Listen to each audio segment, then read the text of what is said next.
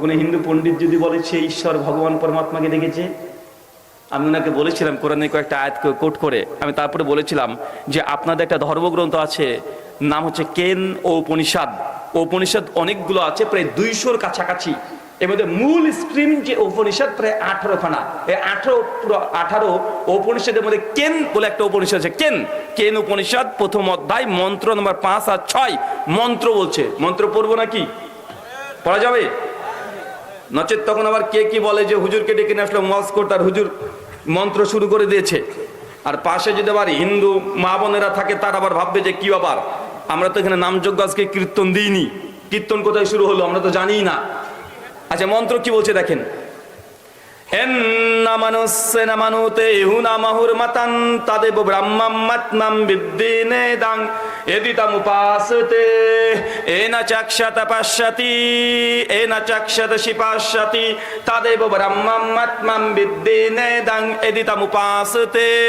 শোনো, যে ব্যক্তি বলে মহান সত্তা ব্রহ্মাকে কোন মানুষ, কোন মনুষ্য জাতি এই দুনিয়ার চোখ দিয়ে, দৈব চোখ দিয়ে দেখেছে, জেনে রেখো সে কখনোই ব্রহ্মাকে দেখতে পায় নাই, প্রকৃত স্রষ্টাকে কেউ দেখতে পায় নাই। কেন?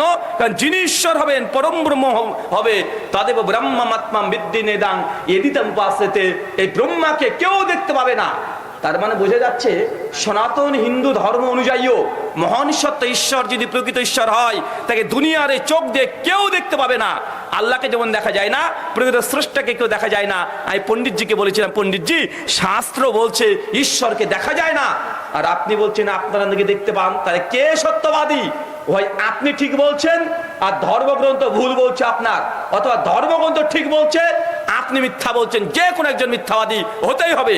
শাস্ত্র বলছে তাদেব ব্রহ্মাত্মাম বিদ্যিনেদাং এদিতাম উপাসতে, যিনি বলেন আমি স্রষ্টাকে দেখেছি, আমি ঈশ্বর পরমাত্মা ব্রহ্মকে দেখেছি, সে প্রকৃতপক্ষে ঈশ্বর পরমাত্মা ব্রহ্মাকে দেখতে পারে না, কারণ এই চোখ দিয়ে ঈশ্বরকে দেখা সম্ভব নয়। তার মানে কি আল্লাহকে দেখা যাবে না? দুনিয়ার চোখ দিয়ে দেখতে পাবে না কোনো মানুষ, সে যত বড়ই হোক না কেন, যত বড় আল্লাহ ওয়ালা হয়ে যাক না কেন, দুনিয়ার চোখ দিয়ে আল্লাহকে দেখা সম্ভব না। সহিহ বুখারী কিতাবুস সালাত হাদিস নাম্বার 824, আল্লাহর নবীকে সাহাবী এসে প্রশ্ন করছে, ইয়া রাসূলুল্লাহ, আল্লাহকে কি কখনো দেখতে পাবো না? নবী তখন বলছেন, দিনের বেলাতে যখন সূর্য থাকে, আকাশে কোনো মেঘ থাকে না, এই সময় সূর্যকে দেখতে তোমাদের সমস্যা হয়? সাহাবীরা বলছে, লা ইয়া রাসূলুল্লাহ, না আল্লাহর নবী, কোনো সমস্যা হয় না। ওই যে পূর্ণিমা ঝকঝকে রাত, যদি আকাশে কোনো মেঘ না থাকে, সেই দিন কি চন্দ্রকে দেখতে তোমাদের কোনো সমস্যা হয়? না রাসূল, কোনো সমস্যা হয় না। নবী তখন বলছেন, শোনো, তোমরা অচিরেই তোমাদের রব আল্লাহকে এইভাবেই দেখবে, তবে মানুষ যখন জান্নাতে যাবে তখন জান্নাতি চোখ দিয়ে, কোন চোখ দিয়ে কথা বলে? জান্নাতি চোখ দিয়ে আল্লাহকে দেখা যায়, কিন্তু দুনিয়ার চোখ দিয়ে আল্লাহকে দেখা যায় না। একটা ঘটনা মনে পড়ে যায়, একজন পীর সাহেব, উনি দাবি করেন যে তিনি আল্লাহকে দেখেছেন এবং তার ভক্তদেরকে দেখাতে পারেন। খুব প্রচার হয়ে গেছে, হাইলাইট হয়ে গেছে যে না, এই পীর সাহেবের কাছে মুরিদ হলে আল্লাহকে দেখা যায়। তো বাকি যারা ছোট ছোট পীর সাহেব আছে, ওদের ব্যবসাতে এখন আগুন ধরে গেছে, কারণ তারা তো আল্লাহকে দেখাতে পারে না, তা তো আল্লাহকে দেখতেও পায়নি। আর বড় পীর সাহেব যিনি দাবি করছেন তিনি আল্লাহকে দেখেছেন, এখন এই নিয়ে সমাজের মধ্যে বিশৃঙ্খলা সৃষ্টি হয়ে গেছে। ওই ছোট ছোট পীরদের ব্যবসা এখন বন্ধ, বড় পীরের কাছে সবাই চলে যায়, তার কাছে মুরিদ হয়। কিন্তু পীর সাহেব তো যারা ছোট হোক আর বড় হোক, তারা তো খুব ভালোভাবেই জানে যে আল্লাহকে কেউ বাবা দেখতে পাবে না, কারণ সে তো কোরআন তো কমপক্ষে পড়েছে। এই পীরগুলো তখন খটকা লেগেছে যে কি ব্যাপার, ওই পীর সাহেব যে আল্লাহকে দেখাই বলে, তো কি দেখাই? আল্লাহকে তো দেখা যায় না, আল্লাহ কোরআনে বলেছে লা তুদরিকুল আবসার, আল্লাহকে চোখ দিয়ে দেখা যায় না। তখন এরা দলবল বেঁধে ওই বড় পীরের কাছে, হাক্কানি পীরের কাছে গিয়েছে যে পীর সাহেব, আমরা শুনেছি আপনি নাকি আল্লাহকে দেখাতে পারেন। বলছে জি, দেখাতে তো পারি। বলছে আমরা দেরকে যদি আপনি দেখাতে পারেন, তাহলে আপনার কাছে আমরা মুরিদ হয়ে যাব, মুরিদ হয়ে যাব।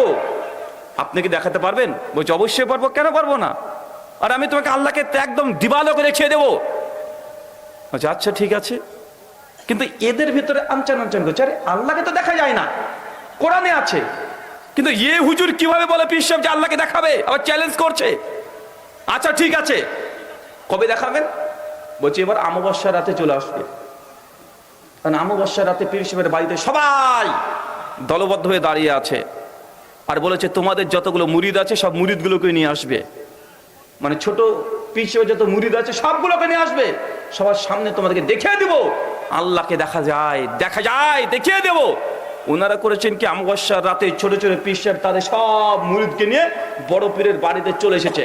বড় পীর তখন বলছে যে চলো, মানুষের সামনে তখন নিয়ে চলে গেছে, বাড়ির ছাদের উপরে উঠেছে, উঠে তখন বলছে আমি যখন বলবো ওই দেখো, তখন তুমি দেখবে আল্লাহকে দেখতে পাবে। এখন সবাই প্রস্তুতি নিয়ে নিয়েছে, আল্লাহকে দেখবে প্রস্তুতি নিয়েছে। পীর সাহেবকে তখন কানে কানে বলছে শোনেন, যে হারামজাদা সে কিন্তু আল্লাহকে দেখতে পাবে না। আল্লাহ পুত ও পবিত্র, আল্লাহকে কোনো নাপাক চোখ পরিদর্শন করতে পারবে না। মানে একটু জোরে করে বলে দিয়েছে যেন মুরিদগুলো শুনে নাই। কথা বুঝতে পারলেন না? মনে ওই মুরিদগুলো যেন শুনে নাই, ওই যে হারামজাদা সে কিন্তু আল্লাহকে দেখতে পাবে না, আল্লাহ পুত ও পবিত্র। আর সবাই তো জানে আল্লাহ পুত ও পবিত্র, আল্লাহ পবিত্র। ওই যে কোনো হারামজাদা এই আল্লাহকে দেখতে পাবে না। মুরিদ যখন শুনে নিয়েছে তখন মানে বিপদে পড়ে গেছে। একটু পরে পীর সাহেব তখন তাকান, ওই দেখেন দেখতে পাচ্ছেন। এরা যখন বিপদে পড়ে গেছে, বলবো কি? যদি বলি না তাহলে প্রমাণ হয়ে যাবে সে হারামজাদা, তাহলে তার মুরিদ সব কেটে যাবে। বলে রে আমার পীর সাহেবই তো হারামজাদা, এর কাছে মুরিদ থেকে আমার লাভ কি? আবার হচ্ছে দেখতে পাচ্ছেন। বেচারা বিপদে পড়ে, হ্যাঁ দেখতে পাচ্ছি।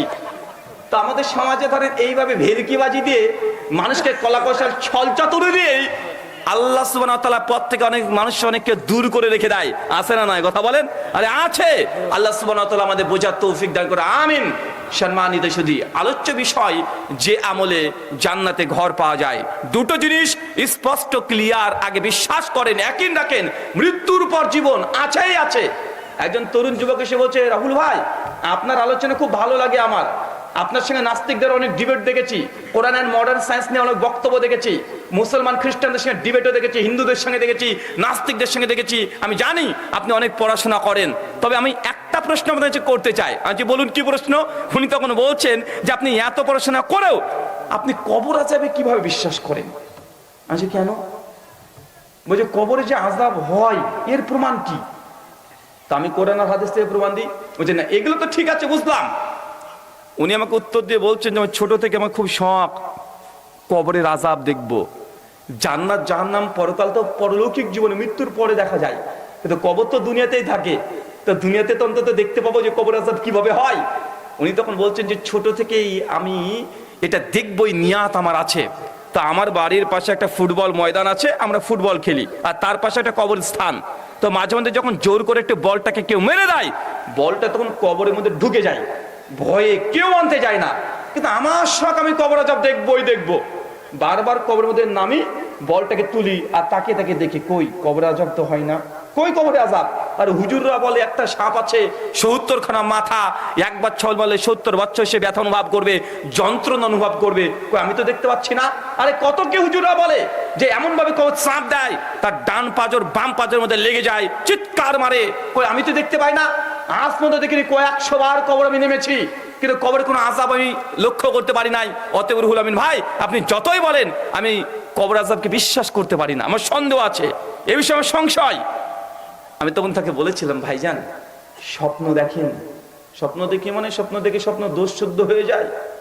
স্বপ্ন দেখেন কি দেখেন না? কথা বলেন। আচ্ছা স্বপ্ন যখন আপনি দেখছেন, সায়েন্স বা বিজ্ঞান আমাদেরকে বলছে মানুষ জ্ঞান অর্জন করে 5টা অঙ্গের মাধ্যমে। 1 চক্ষু, কর্ণ, নাসিকা, জিহ্বা, ত্বক। আপনি সব জ্ঞান এই 5টা ইন্দ্রিয় দিয়েই আপনি অনুধাবন করতে পারবেন। এর বাইরে আর জ্ঞান অর্জন করা 6 সেন্স কোনো কিছু কাজ করে না। মানে আপনি আজকে যে ঘটনা ঘটছে চোখ দিয়ে দেখছেন, মানে একটা জ্ঞান অর্জন করলেন। কিছু জ্ঞান আছে চোখ দিয়ে করতে পারবেন না, ওটার জন্য নাক লাগবে।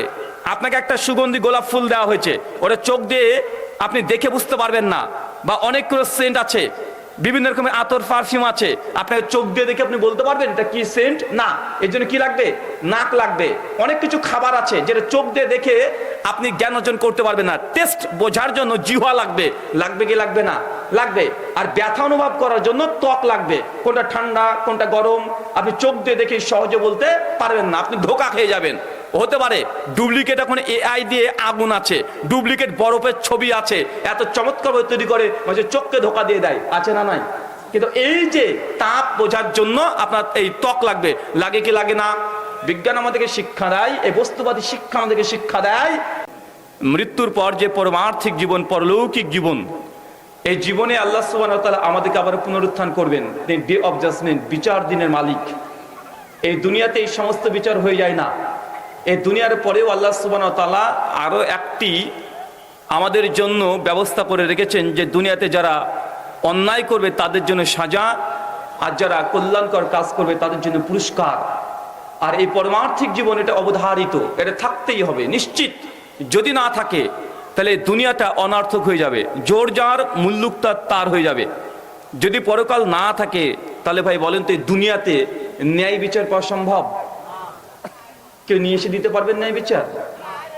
কত বড় বড় স্মাগলার, বড় বড় মাফিয়া, ডন, তারা একসঙ্গে মানুষ, হাজার হাজার মানুষকে তারা হত্যা করেছে। একাই হিটলার 60 লক্ষ ইহুদিকে হত্যা করেছেন। একজন দুইজনকে নয়, 60 লাখ মানুষকে হত্যা করেছে।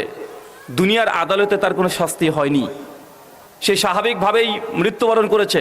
অনেক স্মাগলার, গুন্ডা, তাদেরকে দেখবেন যে তোলাবাজি করছে, সমাজে মানুষের সঙ্গে নির্যাতন করছে, অনাচার করছে, মানুষকে হত্যা করছে, লাখ লাখ কোটি কোটি টাকা আত্মসাৎ করে দিয়েছে।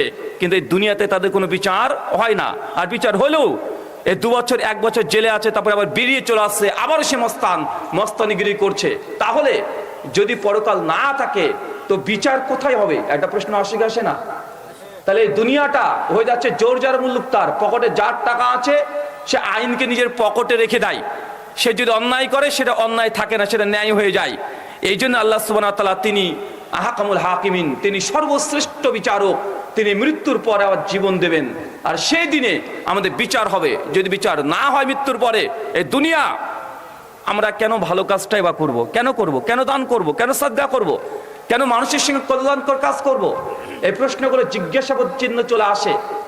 ধরেন একজন মানুষ দুনিয়াতে 10 জন মানুষকে হত্যা করেছে, ওই লোকটাই 10 জন নারীর সঙ্গে ব্যভিচার করেছে, ওই লোকটাই 10 লাখ টাকা আত্মসাৎ করেছে, স্মাগলিং করেছে। এখন তার যে কর্ম বা ক্রাইম, কমপক্ষে 10টা বড় বড় ক্রাইম করেছে। দুনিয়ার আদালত যদি তাকে শাস্তি দেয়, কি দিতে পারে? সর্বোচ্চ আদালতে দেখা যাচ্ছে জাজের সামনে তার যতগুলো ক্রাইম সবগুলো চলে এসেছে। প্রথমে দেখছে লোক 10 জন মানুষকে মার্ডার করেছে, হত্যা করে দিয়েছে, নিরীহ মানুষকে। তো প্রথম এই একটা ক্রাইমের জন্য জজ সাহেব তিনি বলছেন যে অতএব এই ব্যক্তি একদম যাবজ্জীবন কারাদণ্ডকে হত্যা করতে হবে, ফাঁসি দিয়ে মেরে দিতে হবে। আচ্ছা, মেরে দিয়েছে, কিন্তু বাকি অন্যায়গুলো সাজা কোথায় হবে? আরো যে 10 জন মানুষের সঙ্গে ব্যভিচার করেছে, 100 মানুষের সঙ্গে প্রতারণা, চিটিংবাজি করেছে, টাকা আত্মসাৎ করে নিয়েছে, জুলুম নির্যাতন করেছে, তাহলে এই বাকি বিচারগুলো কোথায় হবে? বিচার দরকার আছে না নাই? নিশ্চিত আছে। এই জন্য আল্লাহ সুবহানাহু ওয়া তাআলা কোরআনুল কারীম সূরা নিসা 1 নম্বর 56 জানিয়ে দিয়েছেন, শোনেন, যারা আল্লাহর আয়াতকে অস্বীকার করে, আল্লাহর বিধানকে যারা অস্বীকার করে, তাদেরকে আমি জাহান্নামে, অবধারিত জাহান্নামে তাদের দগ্ধ আগুনে দাও দাও করে জ্বালিয়ে দেবো। তারপর সেই চামড়া যখন পুড়ে ছাই হয়ে যাবে, আমি আল্লাহ নতুন চামড়া আবারও দিয়ে দেবো, যেন তারা শাস্তি অনুভব করতে পারে। তার মানে মানুষ যদি একাধিক অপরাধ করে, সে যদি দুনিয়ায় শাস্তি না পায়, আল্লাহ সুবহানাহু ওয়া তাআলা মানুষকে জাহান্নামে দেবে, সে শাস্তি অনুভব করবে। যখন চামড়া গলে পুড়ে পচে একদম শেষ হয়ে যাবে, আল্লাহ নতুন চামড়া দেবে, আবার তরতাজা চামড়া দেওয়া হবে, আবার শাস্তি অনুভব করবেন, আবার শেষ, আবার দেবেন। এটা আল্লাহ পারেন কি পারেন না? আল্লাহ যদি চায় তাহলে হিটলারকে 60 লক্ষ বার জাহান্নামের আগুনে জ্বালাতে পারেন কি পারেন না? পৃথিবীতে যত বড় নির্যাতনকারী, জুলুমকারী আছে, যারা মানুষের টাকাকে আত্মসাৎ করেছে, মানুষের সঙ্গে অবিচার করেছে, তাদেরকে আল্লাহ 1 কোটি বার চাইলে আল্লাহ সুবহানাহু ওয়া তাআলা জাহান্নামের আগুনে দাও দাও করে জ্বালাতে পারে। তার আযাব বিন্দু পরিমাণেও কম হবে না। পারে কি পারে না? এজন্য পরলৌকিক জীবন মানে মৃত্যুর পর জীবন, এটা থাকাটা বাধ্যতামূলক। আর যারা পরলোককে বিশ্বাস করে না, এরা আসলে যুক্তিকেও বিশ্বাস করে না, তারা ইনসাফ, ন্যায়, বিচার, জাস্টিস এগুলোকে বিশ্বাস করে না। তার জন্য আমরা আগে বলি, যখন আমরা জান্নাত জাহান্নাম নিয়ে আলোচনা করি, আপনার ভিতরে অকাট্য ঈমান থাকতে হবে, না মৃত্যুর পর জীবন আছে নিশ্চিত। যদি এই বিশ্বাস না থাকে, গোটা আলোচনাটাই বৃথা হয়ে যাবে। কেন? আলোচ্য বিষয় যে আমলের জান্নাতে ঘর পাওয়া যায়। অনেক মানুষ আছে, তারা বলে, হুজুর আপনি কি জান্নাত দেখে এসেছেন নাকি? জাহান্নাম আপনি দেখে এসেছেন? আরে কবরে যে আযাব হয়েছে কে দেখেছে? এইসব প্রশ্ন আসে না?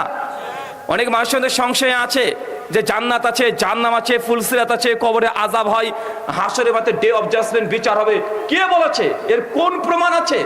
আমরা যখন কোরআনের আয়াত বলি, হাদিস বলি, মানুষের মনটাকে গলে না, কারণ মানুষ এটা যুক্তি দিয়ে জানতে চায়।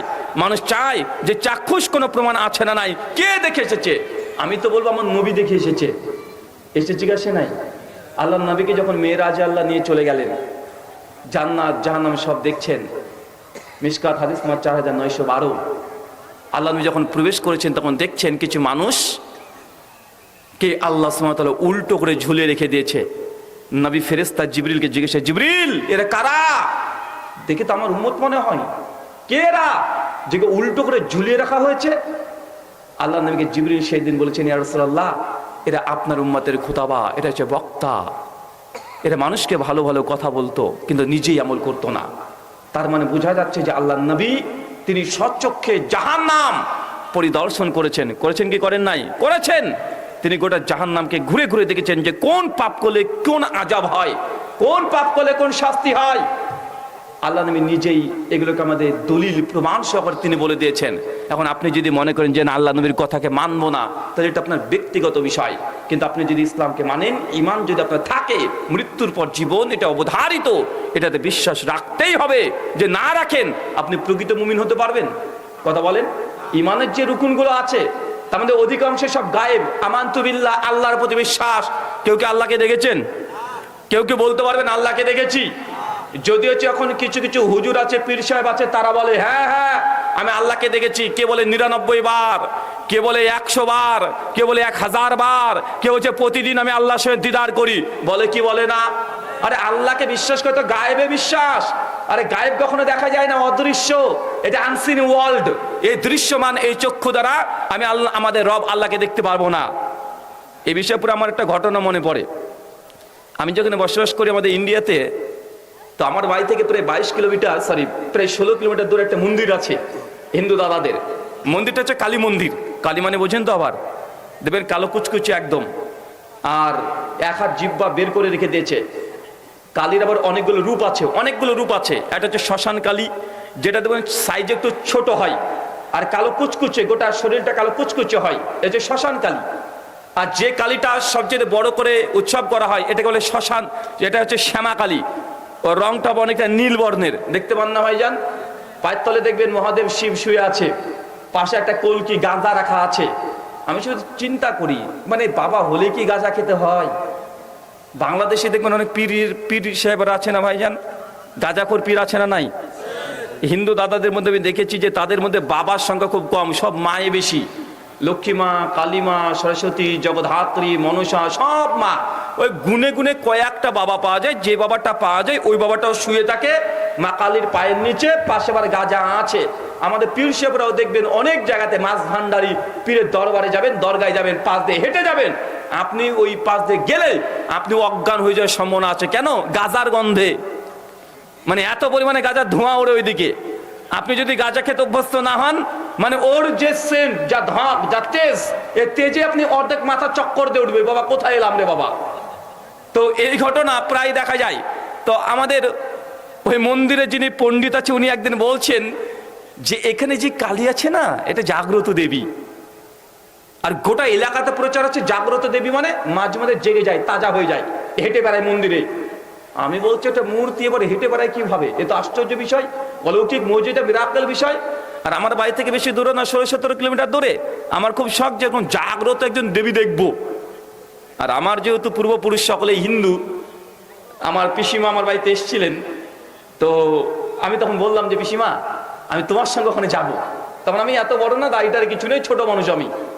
তো ওখানে যখন গিয়েছি, তো সেই সময় যাওয়ার পর দেখছি মানুষ লাইন দিয়ে দাঁড়িয়ে আছে, হাতে বিভিন্ন রকমের ভোগ নিয়ে দাঁড়িয়ে আছে। তারপর পিসিমা দেখছি উনিও কিছু সন্দেশ বাতাসা এগুলো নিয়ে দাঁড়িয়ে আছে। তো আমি শুধু খুঁজে বেড়াই, কই কালী তো হেঁটে বেড়ায় না, আমি তো হাঁটতে দেখি না। তো আমি তারপরেই ওই পাশে যারা ঠাকুর মশাই ছিল তাদের সঙ্গে কথা বলার তো কোনো ওই রাস্তা নাই। আমাদের মাজারে যেমন কিছু ভক্ত থাকে না, মুরিদ থাকে কিছু, মানে খাদেম, তো মন্দিরে কিছু খাদেম আছে। ওর কাছে গিয়ে আমি গল্প করে বলছি যে দাদা এই যে মা কালী আপনি বলছেন, এমনি হচ্ছেন জাগ্রত দেবী, মাঝে মধ্যে জেগে যাই। তো তো এই যে জেগে যাওয়া কেউ কি দেখেছে আজ পর্যন্ত? বলছে কেন দেখবেন, আমাদের পণ্ডিতজি দেখেছে। আমি তখন বললাম যে দেখেন আমি কিন্তু মুসলমান। যা আপনি মুসলমান মানে মানে আপনি এখানে এসেছেন কেন তাহলে? আচ্ছা আমি এসেছি আমার পিসিমার সঙ্গে, পিসিমা হিন্দু, কিন্তু আমরা মুসলমান হয়ে গেছি, উনি হিন্দু। উনি তখন ইন্টারেস্ট বেড়ে গেল আমার সঙ্গে কথা বলার, যে আমি মুসলমান, আমার পিসিমা হিন্দু, সবাই হিন্দু, আমি মুসলমান, কথা বলে ইন্টারেস্ট তার বেড়ে গেল। তখন আমাকে তখন বলছে যে ভাইজান তো আপনি বলছেন যে এই জাগ্রত দেবী এটা হয় না। আচ্ছা আমি যতটুকু জানি কোরআনুল করিম আমরা পড়েছি, আমাদের কোরআন মাজিদে আল্লাহ সুবহানাহু ওয়া তাআলা জানিয়ে দিয়েছেন সূরা আনাম আয়াত নম্বর 103, লা তুদরিকুল আবসার, মহান সত্তা আল্লাহ সুবহানাহু ওয়া তাআলাকে কে চোখ দিয়ে, দুনিয়ার চোখ দিয়ে কেউ দেখতে পাবে না, কেউ পাবে না। এমনকি আমাদের যে নবী ছিলেন নবী মুসা আলাইহিস সালাম, তিনিও আল্লাহকে দেখতে চেয়েছেন। আল্লাহ বারবার বলছে মুসা না, তুমি দেখতে পাবে না, অসম্ভব, আমার এই নূরে তাজাল্লি কোন মানুষ দেখে স্থির থাকতে পারে না। মুসা নবী তারপর বলছে আল্লাহ তবুও দেখবো। যখন বারবার আল্লাহকে দেখার যখন আগ্রহ প্রকাশ করছে, আল্লাহ সূরা আরাফ আয়াত নম্বর 43 অবতীর্ণ করে আমাদেরকে জানিয়ে দিয়েছেন মুসা লান তারানি, তুমি কখনো আমাকে দেখতে পাবে না। তারপরেও মুসা নবী যখন আজ সহ্য করে না, দেখবেই দেখবে। অনেক সময় দেখবেন ছোট ছোট বাচ্চারা বাবা মার কাছে গিয়ে একটু দাবি করে, একটু বোকার মতো দাবি করে, মা আইসক্রিম খাবো। দেখবে বাচ্চা ছেলে, মা আইসক্রিম খাবো। মা বলছে বাবা দেখো এখন তো ঠান্ডার সময় আইসক্রিম খাওয়া যাবে না বাবা। যে না বাবা আমি আইসক্রিম খাবোই খাবো, আমাকে আইসক্রিম দিতেই হবে। মা বলছে বাবা এখন আইসক্রিম খেতে নেই, এখন ঠান্ডার সময় ঠান্ডা লেগে যাবে। ছেলে বলছে মা আমি সোয়েটার পরে খাবো। কথা মনে বুঝতে পারেননি, মা বলছে কোন ঠান্ডার কথা, আর ছেলে বুঝেছে কোন ঠান্ডার কথা। আল্লাহ বলছেন মুসা নবীকে তুমি দেখতে পাবে না আমাকে। মুসা নবী জেদ করছে আল্লাহ দেখবোই দেখবো, মানে আমি দেখতে চাই তোমাকে। আল্লাহ বলছেন আচ্ছা ঠিক আছে, কয়েকদিন পরে চলে আসবে, তোর পারে ওই দিক থেকে আমি থাকবো, তুমি এসে একবার দেখে নিও। মুসা নবী ঠিক সময় চলে এসেছেন, আল্লাহ নূরের তাজাল্লি একটু প্রকাশ করেছেন। মুসা নবী দেখে সঙ্গে সঙ্গে অজ্ঞান হয়ে উল্টে পড়ে গেছে। এই ঘটনা জানা আছে না নাই কথা বলেন? চিন্তা করে দেখেছেন নবী মুসা এত বড় একজন নবী, এত বড় একজন নবী, তিনিও আল্লাহকে দেখতে পায় না। আর বাংলাদেশের কিছু গাঁজাখোর পীর সাহেব আছে, উনিকে আল্লাহকে প্রতিদিন দেখে। এখন গাঁজা কে খায় এটাকে আর খুলে বলতে হবে? আরে মুসার মতো নবী আলাইহিস সালাম তিনি আল্লাহকে দেখতে পান না, যাকে আল্লাহ সুবহানাহু ওয়া তাআলা তাওরাত দিয়েছিলেন, যাকে তুর পাহাড়ে আল্লাহ সুবহানাহু ওয়া তাআলা নিয়ে গিয়েছিলেন, এত একজন জলিল কদর নবী হওয়ার পরেও আল্লাহকে দেখতে পায় না। আরে মানুষ মনে করে যে আমি আল্লাহকে দেখেছি। একটা ঘটনা বর্ণনা পাওয়া যায় যে ইমাম আবু হানিফা রাহিমাহুল্লাহ আল্লাহকে 99 বার দেখেছে। কতবার? 99 বার। আর যারা শাফি মাযহাব মানে তার আবার কম না, ওরা আবার তাবাকাত শাফি প্রথম খণ্ডে একসাথে 67 পৃষ্ঠা লিখেছে যে তোমাদের ইমাম আবু হানিফা 99 বার দেখেছে। তুমি জানো আমাদের ইমাম শাফি উনি আল্লাহকে 100 বার দেখেছে, সেঞ্চুরি। মানে কি কতবার দেখে এটা নিয়ে চলছে, মানে যে যতবার আল্লাহকে দেখেছে সে ততবার বুজুর্গ, অথচ নবীরা আল্লাহকে একবারও দেখেনি। স্বয়ং আল্লাহ সুবহানাহু ওয়া তাআলা নবীকে যখন মেরাজে নিয়ে চলে গেলেন, সহিহ বুখারী হাদিস 7380 কিতাবুত তাওহীদে আসছে, আম্মাজান আয়েশা তিনি বলছেন ওমান হাদাসাকা আন্না মুহাম্মদ সাল্লাল্লাহু আলাইহি সাল্লাম রাই রাব্বাহু ফাকাদ কাযাব, যে ব্যক্তি বলবে মহান সত্তা আল্লাহকে নবী সরাসরি এই দুনিয়ার চোখ দিয়ে দেখেছে, ফাকাদ কাযাব, এই ব্যক্তি মিথ্যুক। কিন্তু বাংলা মানুষ এখনো বুঝলোই না। বাংলা মানুষ এখনো মনে করে যে না আল্লাহকে পীর সাহেব দেখতে পাই, আছে না নাই? তাই কোন পীর যদি দাবি করে যে সে আল্লাহকে দেখেছে, সে মিথ্যাবাদী না সত্যবাদী?